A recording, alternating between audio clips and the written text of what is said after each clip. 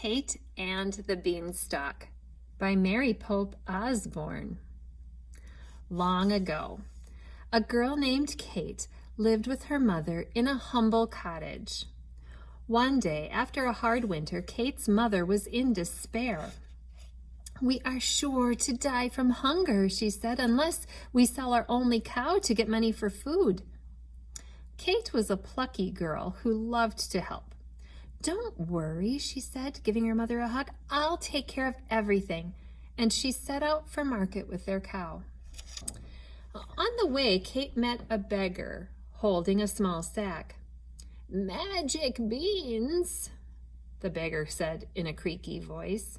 "Oh, how extraordinary," said Kate when she saw them, for the brown beans shone like dark gold. "I don't think I can live without them." "Well, they can be yours in exchange for the cow," said the beggar.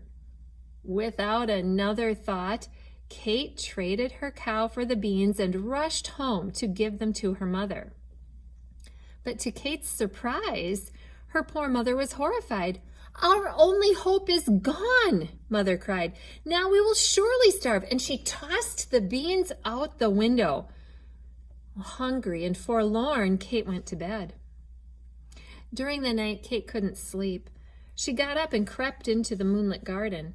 She gasped, for in the darkest corner, a giant beanstalk rose into the sky. It rose higher and higher and higher still, till it disappeared in the clouds. "Does it ever end?" whispered Kate. Without waiting for morning, Kate began climbing the beanstalk. She climbed and climbed and climbed, up and up and up. When Kate reached the top, light was creeping into the gray sky. Through a misty haze, she saw the most astonishing sight. Above the clouds was a countryside with fine woods, a crystal stream, a rolling sheep meadow, and a mighty castle. As Kate stared in wonder, an old woman hobbled out of the woods. "Hello," said Kate. "Is that castle your home?" "No, my dear," replied the woman. "It once belonged to a noble knight and his fair wife. They had a small infant and many treasures, but one day a monstrous giant came to steal from them. He killed the good man and took over his castle." "Oh, how dreadful," said Kate. "Well, fortunately, the knight's wife and baby were visiting in the valley," said the old woman. Afraid to return home, the grieving woman stayed below to raise her child. But alas, now they are very poor and close to starving. "Well, that's so sad," said Kate. "Sadder than you know, my dear," replied the old woman. She looked deeply into Kate's eyes. "Perhaps you are the one to right the terrible wrongs that have occurred." "Me?" said Kate. "Are you afraid?" "I don't think so," said Kate. "I have nothing to fear when I'm doing what's right. How can I help?" "The knight had 3 precious treasures: a hen that lays golden eggs, a bag filled with gold coins, and the most wondrous harp in the world," said the old woman. "If you find these and return them to the knight's widow, then she and her child will not die from hunger." Kate took a deep breath. "I shall try," she said. Kate bid farewell to the old woman, then strode across the sheep meadow. As she approached the castle, a giantess lunged into the early morning light. "Help me!" the huge woman roared. "My husband makes me cook from the cock's crow to the owl's hoot. Whenever I hire servants, he gobbles them up." "I'll be your servant," said Kate. "But you must hide me from the giant." Now, Kate helped the giantess make breakfast, until the sun came up. And when she heard the giant coming down the hall, she trembled with fear. His footsteps sounded like booms from a cannon. "Hide!" whispered the giantess, and she pushed Kate into a closet. Peeking through a keyhole, Kate watched and listened. "Fee, fi, fo, fummin. I smell the blood of an Englishwoman. Be she alive or be she dead, I'll grind her bones to make my bread." "Nah, don't be silly," said the giantess. "You only smell the wagon load of bacon that I fried for your breakfast." "Oh," said the giant.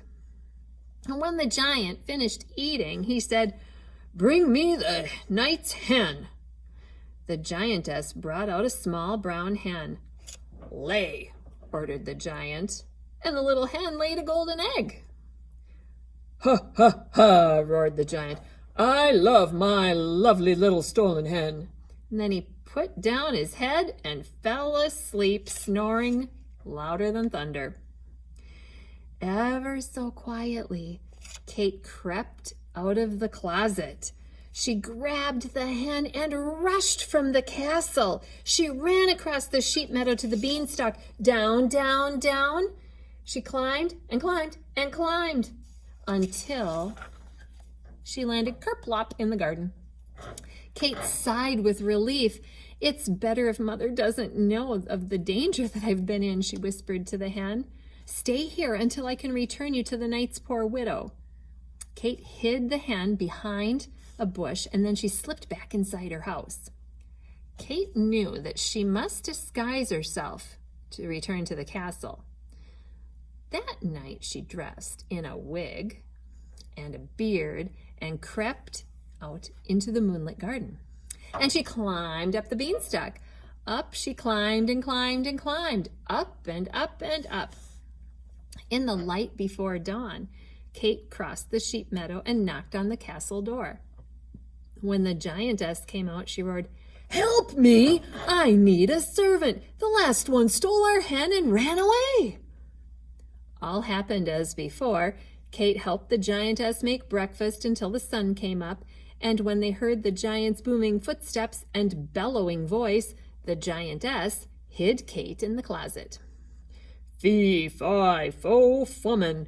I smell the blood of an Englishwoman. Be she alive or be she dead, I'll grind her bones to make my bread." "Ah, calm down," said the giantess. "You only smell a mountain of hash that I made you for your breakfast." "Oh," said the giant. When the giant finished eating, he said, "Bring me the knight's money bag." The giantess brought out a bag filled with gold coins, and the giant greedily counted them. "Ha, ha, ha," he roared. "I love my lovely little stolen coins." Well, soon the giant's head began to nod. Kate watched him fall asleep. Then she crept out and grabbed the money bag. She ran out of the castle, across the sheep meadow, into the beanstalk. Down and down and down. She climbed and climbed and climbed until she landed kerplop in the garden. "Goodness," said Kate, "what a day! I must hide these coins until I can return them to the knight's poor widow." Kate hid the money bag with the hen, and then she slipped back inside her house. That night, Kate disguised herself once again and started up the beanstalk. She climbed and climbed and climbed, up and up and up. She ran across the sheep meadow. Just as the sun came up, she knocked on the castle door. When the giantess came out, she grabbed Kate and cried, "Help me! I need a servant. The last one stole our money bag and ran away." Again, all happened as before. Kate helped the giantess make breakfast. Soon the giant's footsteps boomed down the hall, and the giantess hid Kate in a closet. "Fee, fi, fo, fummin. I smell the blood of an Englishwoman. Be she alive or be she dead, I'll grind her bones to make my bread." "Ah, you old fool," said the giantess. "You only smell the sea of fish soup that I made for your breakfast." "Oh," said the giant. When the giant finished his soup, he cried, "Bring me the knight's singing harp." The giantess brought out a magnificent harp, the only one of its kind in the world. The harp sparkled with diamonds and rubies, and it had strings made of gold. "Sing!" bellowed the giant. The harp began to sing a sad and haunting song. It sang of the past, of the noble knight, his lost wife and child, of golden days and starry nights. The harp's lovely song nearly broke Kate's heart. When the giant fell asleep, she crept out from behind the door, seized the harp, and ran away with it. But the harp was so frightened, it sang high, fearful notes. "Help me! Help me! Help me!" "Quiet," said Kate. "I'm going to return you to the knight's poor widow." But the giant had already been awakened. He jumped up and with a shout ran after Kate. Kate flew like the wind across the sheep meadow. She grabbed the beanstalk and started down with the harp. The giant was fast on her heels. Down, down, down. She climbed and climbed and climbed, and the giant climbed and climbed and climbed right after her. As soon as Kate's feet touched the ground, she shouted, "Mother, bring the axe! Hurry!" Kate's mother ran out with the axe, and Kate grabbed it. "Stand back, Mother!" Kate cried. With one mighty blow, Kate chopped the beanstalk in two. Down and down it fell, down through the sky, and down fell the giant. Whoomp! Down into the garden, breaking his neck. The ground shook like an earthquake. Kate's mother took one look and cried out in horror, "Kate, that's the giant that killed your father." "My father?" asked Kate. Before her mother could answer, a fairy approached in a chariot drawn by two peacocks. "Greetings, brave Kate," she said. "As queen of the fairies, I have long wanted to avenge the treachery done to the good knight. But first I needed to know if his daughter was worthy of such an inheritance. So I disguised myself. I disguised myself as both the beggar and the old woman, and I sent you on your quest to your father's castle." "My father's castle?" Kate looked at her mother. Mother nodded. "I never spoke of your father after he was slain," Kate's mother said. "But he would be most proud of you now." Kate hugged her mother, and they wept for the sorrow and the wonder of it all. Then they climbed into the chariot and rose through the clouds to the castle that was once again theirs, up and up and up. Kate asked the giantess to stay on as their cook. "Thank you for your kindness," said the giantess. "Would you like biscuits and jam?" "Indeed," said Kate and her mother, and the giantess served them a biscuit as big as a cow.